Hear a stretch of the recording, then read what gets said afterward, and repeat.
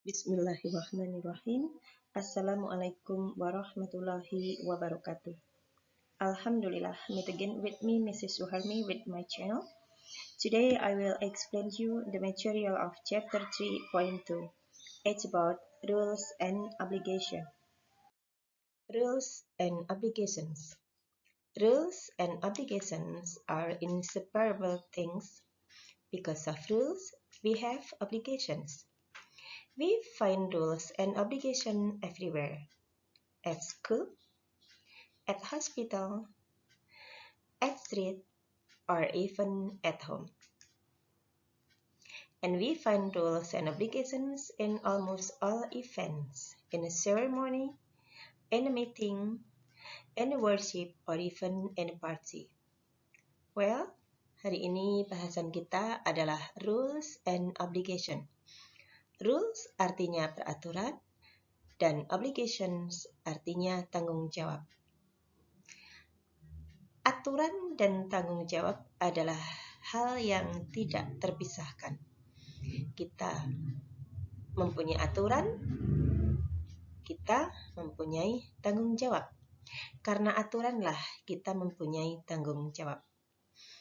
Kita bisa menemukan aturan dan tanggung jawab ini di mana saja.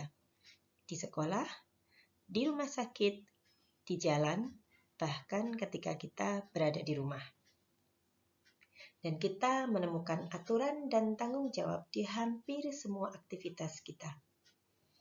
Di upacara, dalam sebuah rapat, dalam sebuah ibadah, bahkan dalam sebuah pesta. Maka di sini kita akan belajar tentang aturan dan tanggung jawab dalam bahasa Inggris. Rule is something we must follow or obey. Obligations is something we must do. And here are the examples. We must wear a uniform every day. From Monday to Thursday, we must wear the batik shirt. The girls must wear a black skirt, and the boys must wear a pair of black pants. On Friday, we must wear the scout uniform. We must wear proper shoes.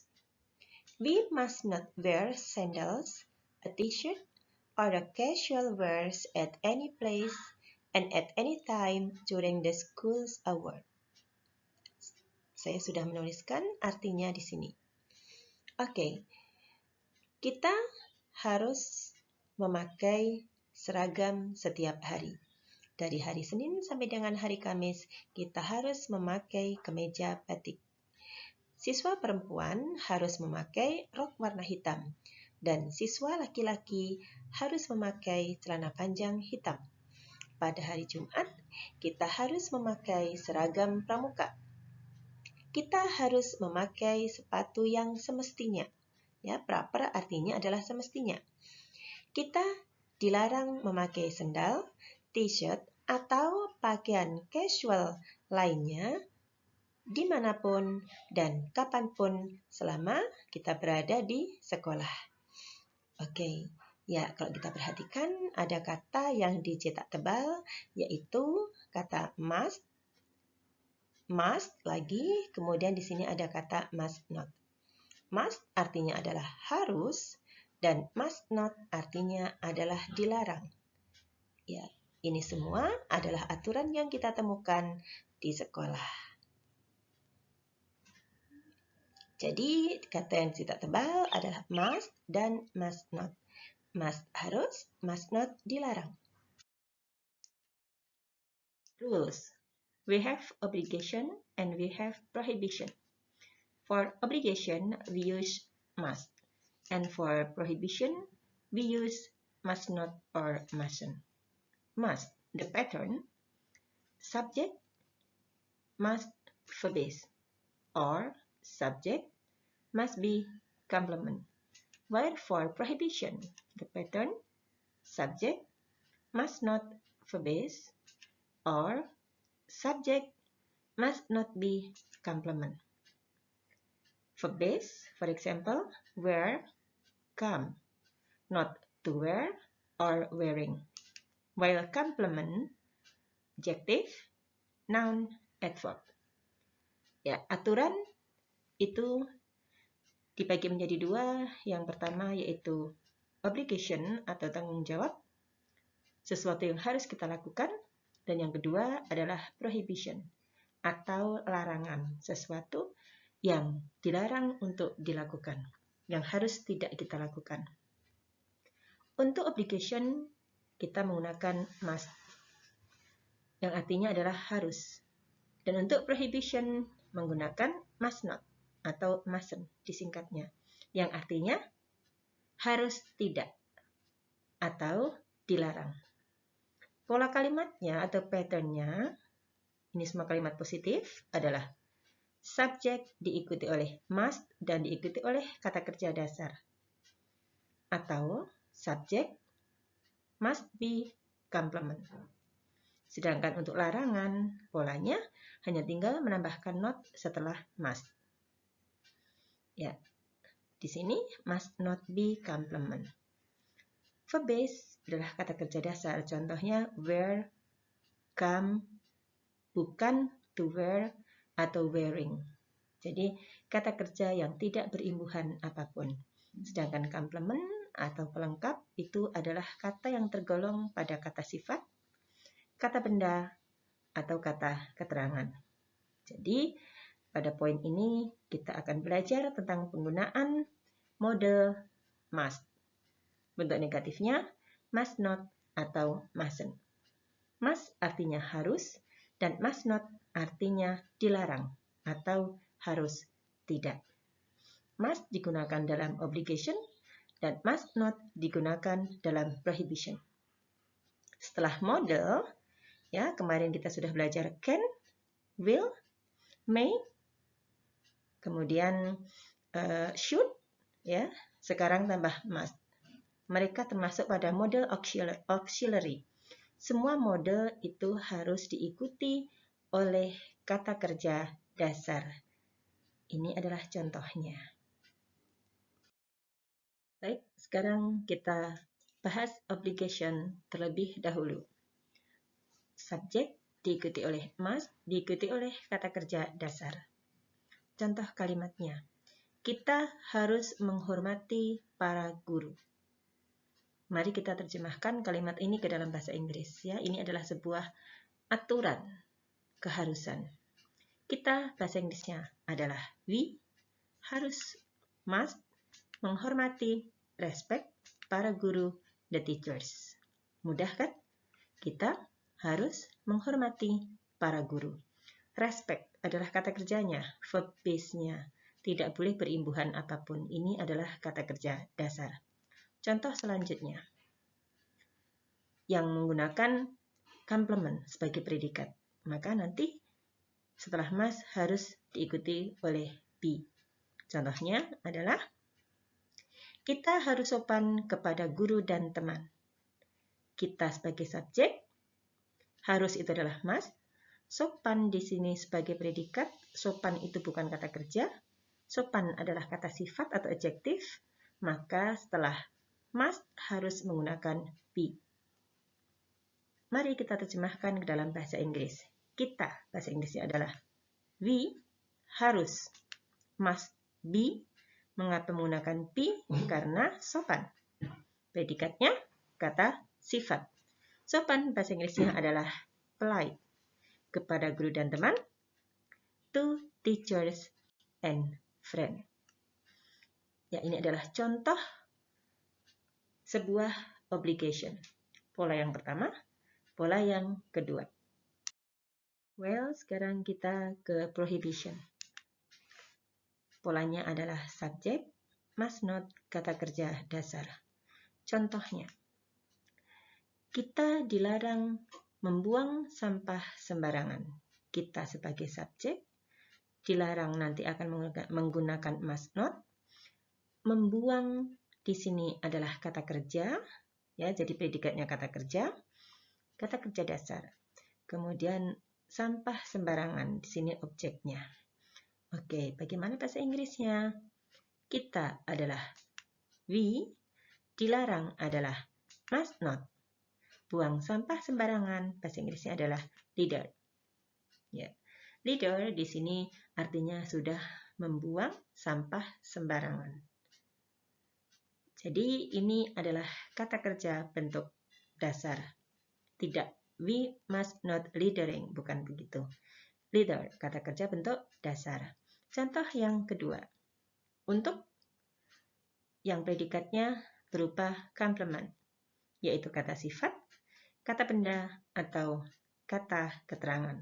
Maka setelah must not harus menggunakan be, sehingga mempunyai pola subject must not be, lalu complement. Contoh kalimat dalam bahasa Indonesianya. Kita dilarang berisik. Kita adalah subjeknya, dilarang adalah must not, berisik adalah predikatnya. Berisik itu bukan kata kerja. Berisik adalah kata sifat. Maka setelah must not menggunakan be.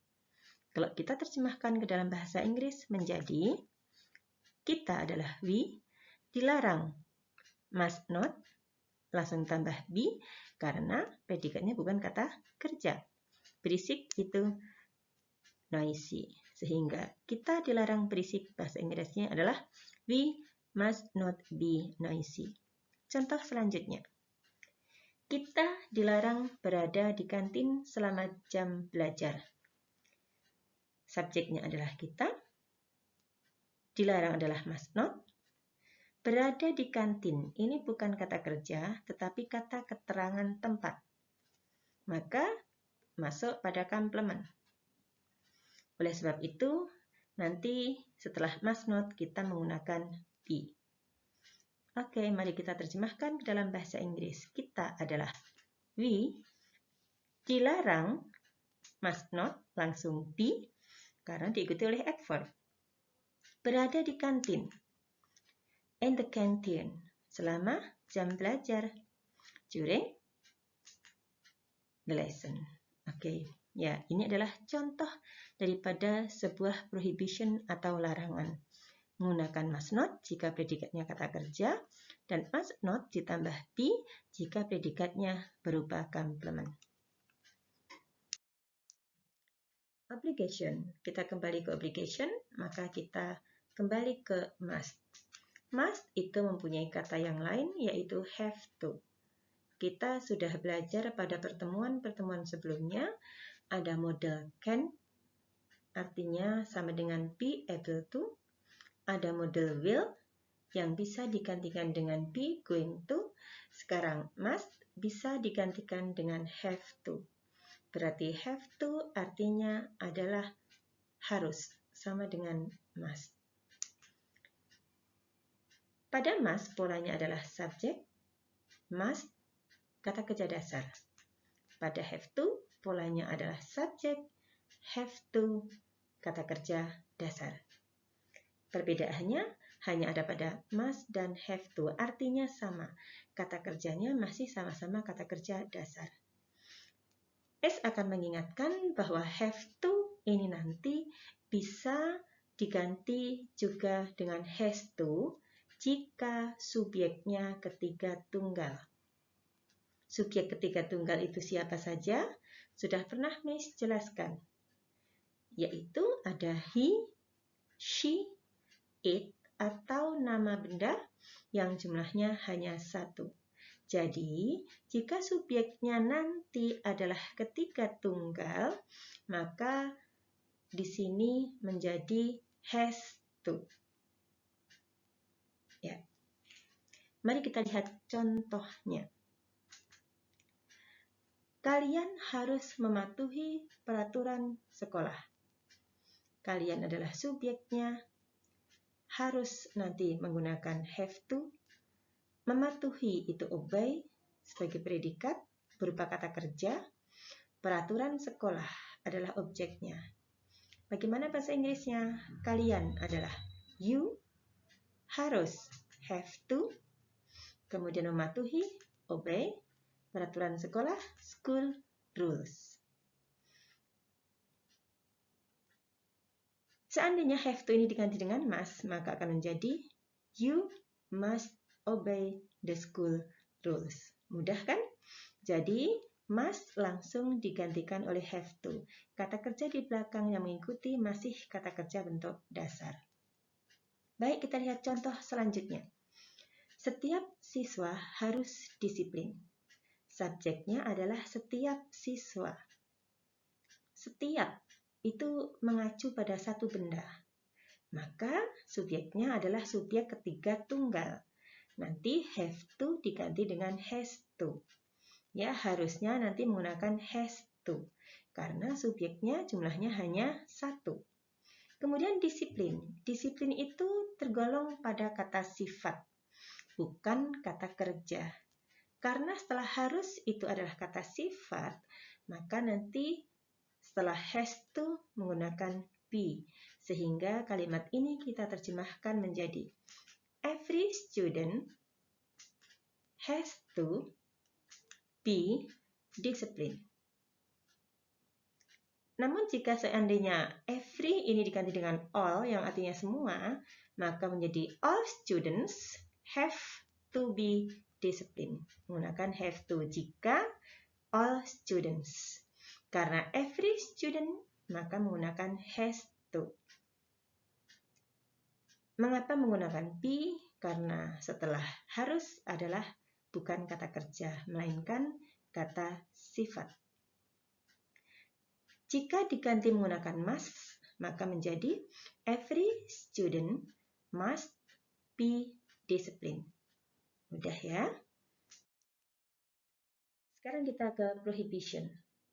Di sini saya akan mengenalkan kata allow, permit, dan antonimnya adalah ban, forbid, prohibit.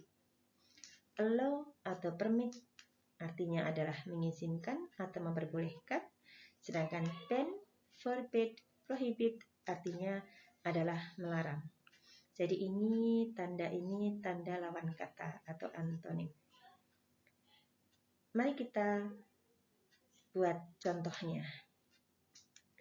Yang pertama, para siswa dilarang membawa HP ke sekolah. Kita menggunakan must not terlebih dahulu. Para siswa adalah the students, dilarang must not membawa bring HP to school. Ya, penggunaan must not sudah kita bahas tadi. Sekarang bagaimana jika menggunakan allow? Para siswa adalah the students, dilarang are not allowed to membawa bring HP to school. Are not, are adalah to be. Allowed adalah kata kerja bentuk 3 dari allow. Allow kata kerja bentuk 1, bentuk 3-nya adalah allowed. Allow bentuk 1 artinya mengizinkan, sedangkan to be diikuti oleh kata-kata kerja bentuk 3, dia membentuk kata kerja pasif. Dari awalan me menjadi di. Kalau are not, tidak di. Maka arti kalimat ini adalah para siswa tidak diizinkan membawa HP ke sekolah.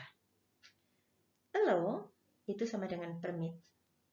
Maka bisa juga kita menggunakan are not permitted to. Permitted adalah kata kerja bentuk 3 dari permit. Jadi, selain must not, bisa juga the students are not allowed to bring HP to school. Atau the students are not permitted to bring HP to school. Artinya sama. Cara yang ketiga menggunakan ban atau forbid atau prohibit. Ini masih kata kerja bentuk 1. Nanti harus dirubah menjadi bentuk 3 agar artinya dilarang. Yang pertama, the students are banned to bring HP to school. Para siswa dilarang membawa HP ke sekolah. Ya, kalau ban artinya melarang, to be diikuti kata kerja bentuk 3 artinya menjadi dilarang. Are banned bisa diganti dengan are forbidden to atau are prohibited to. Ya, jadi ini semua artinya adalah dilarang. Sehingga menjadi the students are banned to bring HP to school. Atau the students are forbidden to bring HP to school. Atau the students are prohibited to bring HP to school. Ya, yang terakhir adalah menggunakan may not. May not itu artinya tidak boleh. Ya, the students may not bring HP to school. May ini juga salah satu model yang artinya boleh. Kalau may not, tidak boleh. Kalau must, itu harus. Must not, bukan tidak harus, tapi harus tidak. Kalau tidak harus itu bukan keharusan. Ya, jadi boleh dilakukan, boleh tidak. Tapi kalau harus tidak, maka itu sebuah larangan. Must not, harus tidak. May not, tidak boleh. Ya, para siswa tidak boleh membawa HP ke sekolah. Jadi untuk larangan ini banyak sekali variannya. Ya, bisa menggunakan must not, are not allowed, are not permitted to, are banned to, are forbidden to, are prohibited to, may not. To be di sini bisa are, bisa am, bisa is, tergantung subjeknya. Jika subjeknya I, maka menjadi I am not allowed, I am not permitted to. Jika subjeknya she, menjadi she is banned to. Ya, jika subjeknya Andi, maka menjadi Andi is forbidden to. Jadi to be-nya di sini tergantung siapa subjeknya. Bisa am, bisa is, bisa are. Mari kita lihat contoh-contoh yang lainnya. Prohibition contoh selanjutnya berupa simbol.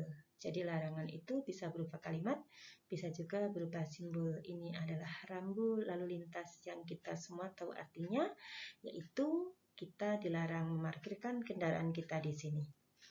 Bagaimana arti simbol ini dalam bahasa Inggris? First, everybody must not park here. Second, everybody may not park here. Third, everybody is not allowed to park here. Fourth, everybody is not permitted to park here. Fifth, everybody is banned to park here. Sixth, everybody is forbidden to park here. And the seventh, everybody is prohibited to park here.